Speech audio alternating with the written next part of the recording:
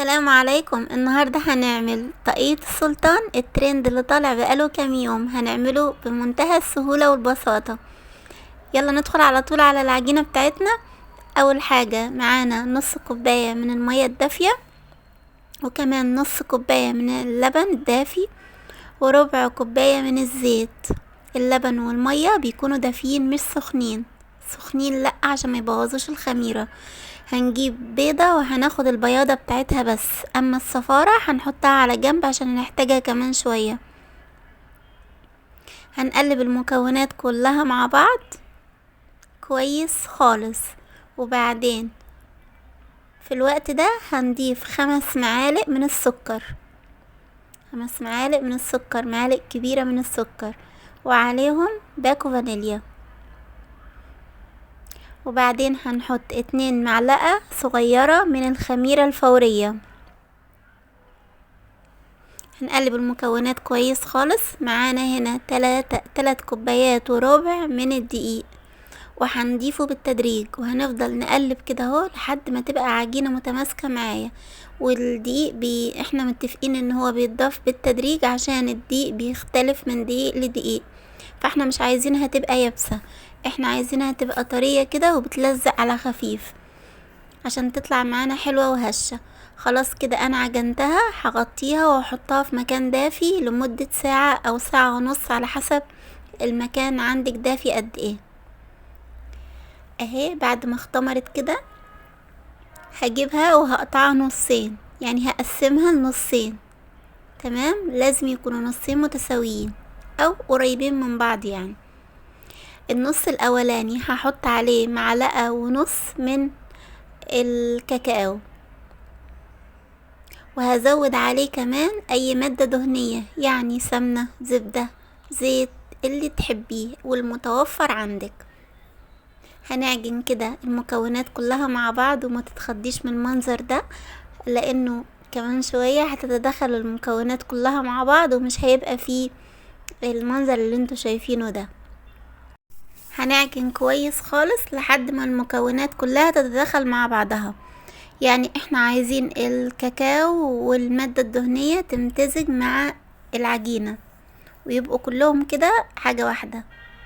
هعجنها كويس كده، انزلها على الرخامة او احطها في العجان زي ما تحبي، وهركنها كده شوية على جنب. هنجيب بقى النص التاني اللي احنا مش حاطين عليه كاكاو، اللي هو السادة. هنحط عليه 1 معلقة من المادة الدهنية، زي ما اتفقنا، هي سمنة او زيت او زبدة، اللي عندك والمتوفر عندك اشتغلي بيه.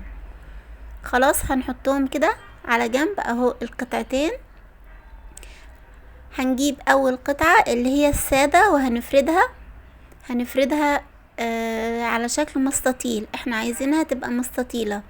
ولما تيجي تفردي العجينة بتحطي رشة كده من الدقيق تحت العجينة، ورشة كمان من فوق، عشان العجينة متلزقش معاكي. هنفردها كده اهو، وطول ما احنا شغالين هنحاول ان احنا نكبرها ونخليها مستطيلة. لو حسيت ان العجينة مش راضية تفرد معاكي ومش راضية تشتغل معاكي كويس، بتسيبيها ترتاح 3 دقايق وترجعي لها تاني. احنا عايزينها تكبر، يعني العجينة تكبر كده وتبقى ايه، مستطيلة. فانتي سيبيها وارجعي لها تاني، سيبيها عشان ممكن تبقى مرتاحتش كويس، مش هتتفرد معاكي كويس. خلاص عملنا كده اول عجينة اللي هي السادة، وبعدين هنعمل اللي بالشوكولاتة. عايزين نعملها نفس المقاس بتاعة السادة، عشان لما هنحطهم على بعض دلوقتي عايزينهم يبقوا قد بعض بالظبط. فردنا كده العجينة التانية اللي هي فيها شوكولاتة، وخليناها نفس مقاس التانية. هنحطهم على بعض كده هما الاتنين اهو، وهنفردهم. وحتى لو اتقطعت منك حتة زي ما اتقطعت كده معايا ما فيش اي مشكلة، لان هما هيتلفوا مع بعض ومش هيبقى فيها مشكلة بعد كده. اي شوكولاتة عندك قابلة للدهن ممكن تدهنيها، او ممكن تعملي النوتيلا اللي احنا عملناها مع بعض قبل كده. انا دي عاملاها معاكو، وعملت دلوقتي عشان خاطر الفطيرة دي. هترجعي في الفيديوهات القديمة هتلاقيني عاملة النوتيلا في الفيديوهات القديمة. دي شوكولاتة مبشورة، جبتها كده وحطيتها على الشوكولاتة النوتيلا، وجبت شوية فول سوداني متكسرين كده وحطيتهم. هنقطع بقى العجينة زي ما انتوا شايفين كده، هنقطعها التلت الاخير بس، اما التلتين اللي فوق دول هيبقوا للحشوة، يعني مش هناخد نص العجينة ونقطعها، لا هنسيب التلتين للحشوة فوق، وهنقطع تلت واحد بس. وانتي وبتلفي الصوابع اللي قطعتيها دي بتبقى ايد فوق وايد تحت وانتي بتلفي عشان ما تتقطعش معاكي. وحاولي كمان ان انت تلفي بالراحة. خلصنا خلاص كل الكمية كده بتاعت الصوابع اللي احنا اللي متقطعة تحت دي وبعدين هنلفها من فوق كده اهو، شايفين؟ واحدة واحدة يا بنات.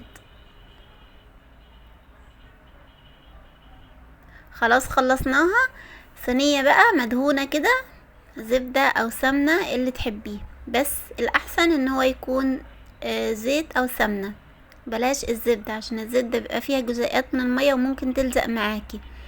هنشيل كده طاقية السلطان بتاعتنا وهنحطها في الصينية بتاعتنا.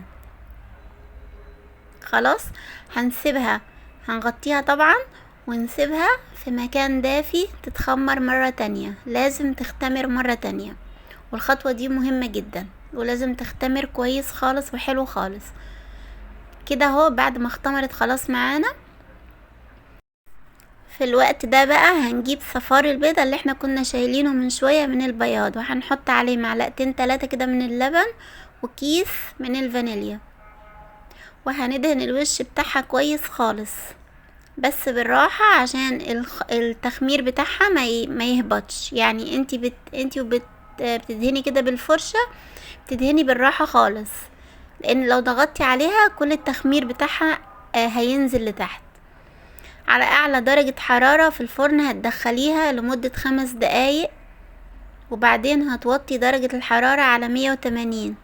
اول ما تطلع من الفرن بتدهنيها زبدة او سمنة او اي مادة دهنية، وبعدين بنجيب اي كيس او بلاستيك وتغطيها كده اهو عشان الوش بتاعها ما ينشفش، لان البخار اللي طالع منها هيرجع ليها تاني وهيخليها طرية، لان كل المعجنات لما بتطلع من الفرن بيبقى الوش بتاعها ناشف، اما لو غطيتيها فالبخار بتاعها هيرجع فيها تاني وهيطريها. يلا بقى اشوفكم على خير في الفيديو الجاي ان شاء الله. باي باي.